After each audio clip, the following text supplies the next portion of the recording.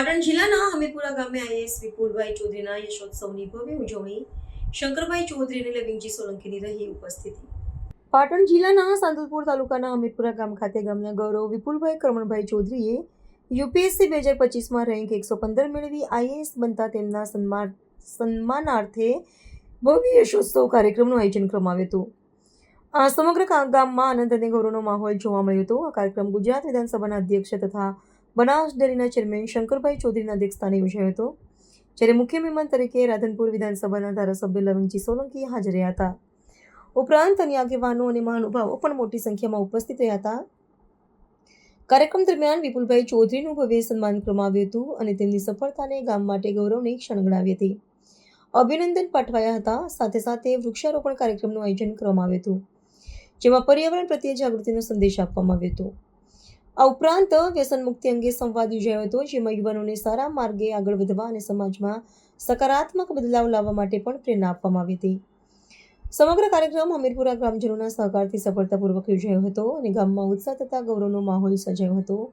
આ પ્રસંગે ગામની લાઇબ્રેરીની અંદર પુસ્તક વિતરણ કાર્યક્રમ યોજાયો હતો.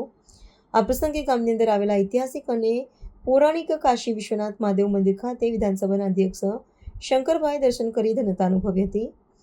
પાટણ જિલ્લાના હમીરપુર ગામના સામાન્ય ખેડૂત પુત્ર ગામની પ્રાથમિક શાળામાં ખરાબ પરિસ્થિતિની અંદર પણ અભ્યાસ કરી અને આગળ વધેલા આજે આઈએએસ બનતા સમગ્ર ગામની અંદર ખુશીની લહેર જોવા મળી હતી. તે અંતર્ગત ભવ્ય કાર્યક્રમ યોજાયો હતો.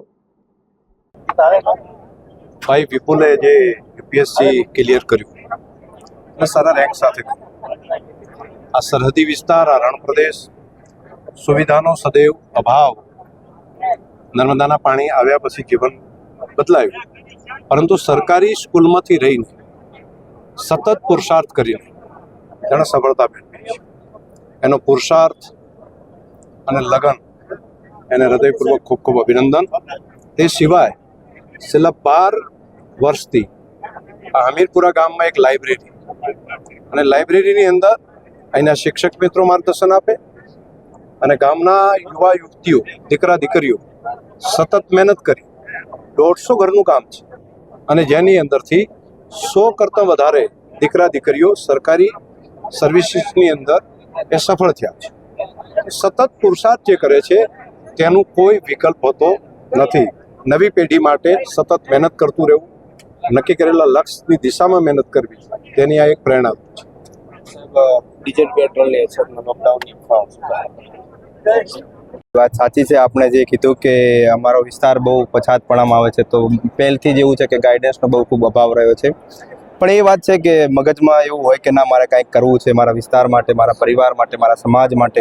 તો એ છે કે જેટલા મનથી મહેનત કરીએ તો ક્યારેક એવું છે કે આજ નહીં તો કાલ, ને કાલ નહીં તો પરમ દિવસે લક્ષ્યની પ્રાપ્તિ થાય જ છે.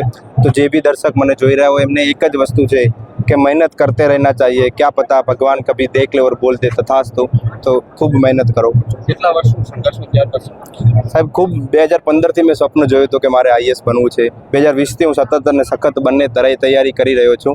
તો એમ કહી શકાય કે આ 6 વર્ષની જે મહેનત હતી આજે ફળી છે. આઈપીએસ બન્યા તેમ છતાં હિંમત ના હારી અને આઈએએસ બન્યા. જી, મેન બહુ મુશ્કેલ કામ હતું કે જ્યારે આઈપીએસ બન્યા ત્યારે બહુ ખૂબ સંતોષ થઈ ગયો કે જે સિવિલ સર્વન્ટ્સ માટે મારે જવું હતું એ મને સફળતા પ્રાપ્ત થઈ ગઈ છે.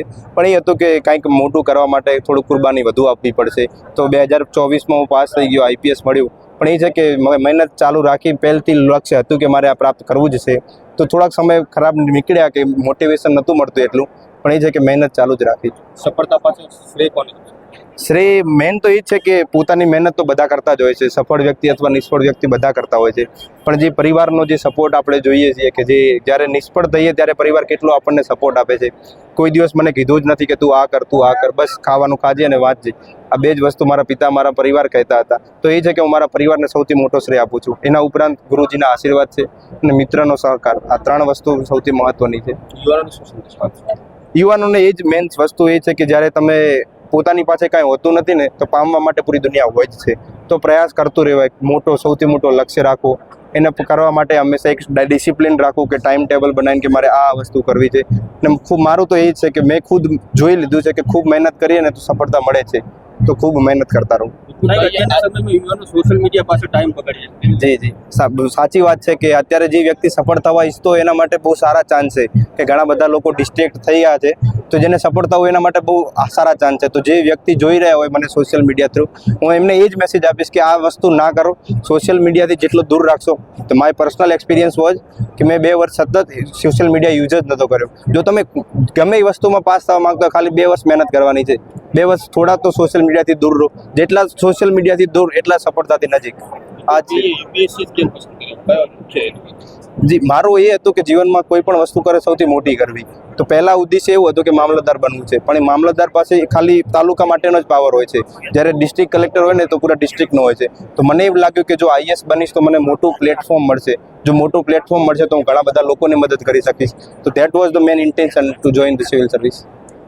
Thank you.